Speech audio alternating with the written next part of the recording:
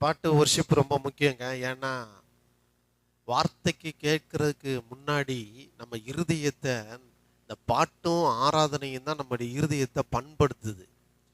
எப்படி ஒரு நல்ல நிலம் அதை அப்படியே விதைச்சிட மாட்டாங்க. நல்ல நிலமா இருந்தாலும் தண்ணியை பாய்ச்சி அதை உழுது கல்லெல்லாம் பிறக்கி போட்டுட்டு நல்லா சரிப்படுத்திட்டு அதுக்கப்புறமா விதைப்பாங்க. அப்பதான் அது நல்ல பலன் கொடுக்கும்.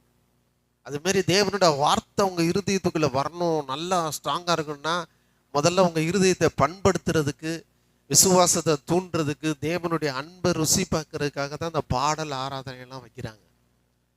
அது பாடலையும் ஆராதனையும் அதை நீங்க கலந்துக்கும் போது என்ன நடக்குன்னா வார்த்தைக்கு நேராக உங்க இருதயம் அப்படியே காத்திருக்குது.